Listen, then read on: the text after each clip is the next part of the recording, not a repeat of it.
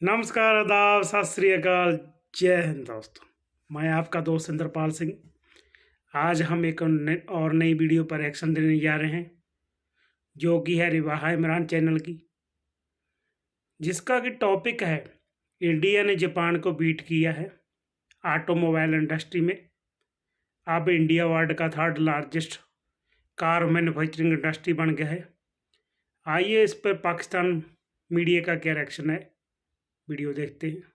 वो टॉपिक बहुत ही मजेदार है और हमारे पड़ोसी मुल्क इंडिया की जानिब से खबर आती है और वो खबर ये है कि इंडिया ने ऑफिशियली तौर पे जापान को बीट कर दिया है ऑटोमोबाइल मार्केट में। इस पर आज हम पूरा बैकग्राउंड जानने की कोशिश करेंगे और ये भी जानेंगे कि इंडिया जिस तरह दिन ब दिन जो है बहुत ज्यादा स्ट्रांग होता जा रहा है इकोनॉमी वाइज हर फील्ड में और एक बहुत बड़ी मार्केट बन चुका है।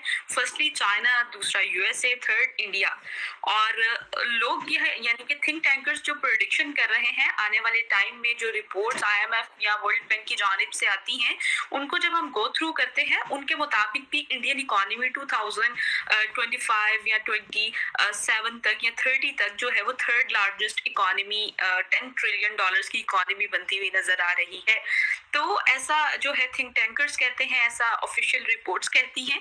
तो आज हम जो है इस नई खबर को, जो चाइना को बीट कर दिया है, सॉरी जापान को जो बीट कर दिया है, उसको आज हम डिस्कस करने वाले हैं सर से। सर, हमारे व्यूअर्स के लिए आपने टाइम निकाला, उसके लिए बहुत शुक्रिया। Thank you Riba, thank you very much. आपके सुनने वालों को मेरा सलाम, नमस्ते, सत श्री अकाल और वनक्कम। सर, सबसे पहले तो इंडिया की जानिब से खबर आती है कि जापान को इंडिया ने बीट कर दिया है ऑटो मार्केट के मामले में और ये बहुत बड़ी अचीवमेंट है। आप इस पूरे सिनेरियो को देखते हुए क्या कहेंगे कि जापान जैसी कंट्री को इंडिया ने बीट कर दिया? देखिए, एक it is a big achievement और दूसरी चीज ये है कि it is should not be A surprise कि इंडिया के जिस तरह से ग्रोथ हो रही है। अगर आप टॉप 10 कंट्रीज को ले लें जो मैन्युफैक्चरर्स हैं, कार मैन्युफैक्चरर्स हैं, तो सिर्फ इंडिया, चाइना और एक मुल्क में ग्रोथ हो रही है पिछले 10-12 साल में, और दूसरे मुल्कों में there is actually negative growth. US में कुछ 8% नेगेटिव ग्रोथ हुआ है पिछले एक साल में। मतलब the number of cars that are being manufactured are less. In fact market में भी अवेलेबल नहीं है। मुझे याद है 4-5 महीने पहले मुझे इतने फोन कॉल्स आ रहे थे, मेरे पास जो गाड़ी थी दे वांटेड इट बैक, तो वो मुझे ऑफर कर रहे थे कि we will pay you because there is so much demand for used cars कि people dealers wanted it back because supply chain के डिसरप्शन के वजह से manufacturing at least in the US कम हो गई थी कार्स के लिए, स्पेशली द न्यू कार्स, और मार्केट में आ भी नहीं रहे थे।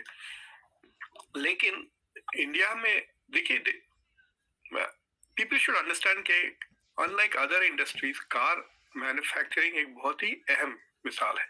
तो मैं साइकिल का एग्जांपल लेके आपको समझाने की कोशिश करता हूँ। लेट्स से कि आप साइकिल बनाना शुरू कर दें आपके शहर में, तो आपने फैक्ट्री बना दी, साइकिल बनाना शुरू कर दिया आपने, तो आप रेंज ऑफ साइकिल्स बना रहे हैं। आपको ब्रेन एकदम एक स्मार्ट मूव आता है कि अरे लड़कियां तो हमारे पास स्कर्ट्स पहनती हैं, साड़ियां पहनती हैं, तो वो डंडा ऐसा वाला लेडीज की भी साइकिल बना दें। तो अगर आप लेडीज के साइकिल्स बना के बेचना शुरू करें, इट गिव्स वुमेन मोबिलिटी, जिससे सोसाइटी में सोशल चेंज आ जा सकता है। अगर लेडीज साइकिल पे जॉब पे जा सकती हैं तो they can tech jobs further away, better paying jobs. उसके वजह से फैमिली इनकम बढ़ जाती, बच्चों की तालीम बेहतर। तो आपका cycle is now becomes a change agent in society. बच्चों के लिए साइकिल बना सकते हैं, लेकिन साइकिल बनाने की वजह से आप जॉब्स भी क्रिएट कर रहे हैं दूसरों के लिए। बिसाइड्स द फैक्ट्री में जो जॉब्स तो है, मार्केटिंग भी हो रही है। अब एडवर्टाइजिंग एजेंसीज भी आ जाते हैं, उनके लिए बिजनेस जनरेट हो जाता है। साइकिल पंक्चर वालों की दुकानें खुल जाती है महलों में, they have an opportunity to make. Cycle rent करने वाले, उनकी भी दुकानें खुल जाती है, राइट। तो आप देखें सिर्फ साइकिल से इतने सारे बिजनेसेस चलना शुरू हो जाते हैं। फिर वो टायर बनाने वाले की अलग फैक्ट्री खुल जाती है, घंटी बनाने की अलग फैक्ट्री, फिर डेकोरेशंस वगैरह। तो जब कार इंडस्ट्री बनाते हैं आप, तो you are just, it's not just one industry, कई आप इंडस्ट्रीज को ग्रोथ की अपॉर्चुनिटी देते हैं। टायर इंडस्ट्री बूम होना शुरू हो जाती है, electronics industry, service industry, marketing, ये वो, बैंकिंग, कई चीजें शुरू हो जाती है, कंज्यूमर बैंकिंग बढ़ जाती है अगर लोग लोन लेके कार खरीदना। So it's a big driver of economic growth.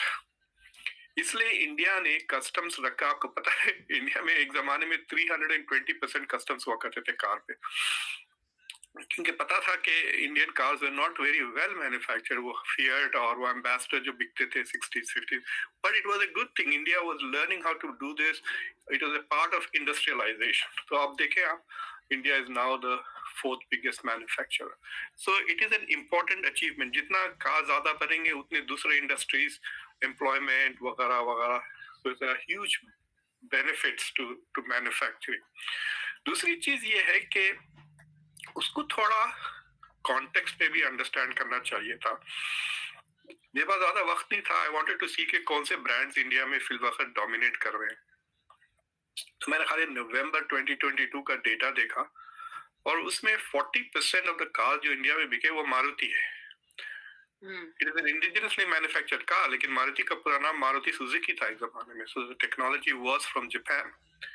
फिर टाटा है, महिंद्रा है, किया है, सो एंड Hyundai है। तो दो साउथ कोरियन कार्स और एक मतलब जापानीज कोलैबोरेशन में। सो जब जापान की मैन्युफैक्चरिंग देखते हैं, then you are not including Maruti Suzuki वगैरह, but there is some extension. I don't know whether they still make money on Maruti Suzuki और नॉट। तो there is something like that. Japan में जो कार बन रहे हैं वो इंडिया की टेक्नोलॉजी के नहीं है। अलबत्ता इंडिया में जो कार्स बन रहे हैं उसमें वोक्सवैगन भी बनती है इंडिया में। So there is South Korean. So you have to understand के दैट वो फर्क है। दूसरी चीज ये है, पॉपुलेशन की बात है ना। इंडिया में 1,400,000,000 कितने लोग हैं। जापान की आबादी 125 मिलियन है। they are like half of Pakistan in the size, and Japan has a negative population growth rate। और दूसरी चीज ये है कि उनकी एज भी बहुत ज्यादा है। तो 80s के ऊपर बहुत सारे लोग हैं जापान में, बूढ़े लोग हैं। प्लस जापान में डोमेस्टिक पब्लिक ट्रांसपोर्ट सिस्टम बहुत जबरदस्त है। So given all of this, you can understand कि domestic demand उनका manufacturing के लिए कम होते जाएगा। So in order to compete with India in just volume of manufacturing, they will have to export more and more। लेकिन more and more countries are manufacturing। Video पर मेरी personal राय वो ये है कि हर इंडियन के लिए प्राउड की बात है भी इंडिया कार मैन्युफैक्चरिंग में 3rd लार्जेस्ट मैन्युफैक्चरिंग कंट्री बन गया है। वो हर इंडियन के लिए गर्व की बात है और हम चाहते हैं कि ऐसे इंडिया आने वाले समय में और तरक्की करता रहे हमारा देश। खास करके कोई पाकिस्तानी इंडिया की तारीफ करे तो और भी अच्छा लगता है। और आपको वीडियो कैसी लगी कमेंट करके बताना। वीडियो अच्छी लगी तो लाइक करना। ऐसी और भी वीडियो देखने के लिए चैनल को सब्सक्राइब करना। जय हिंद दोस्तों।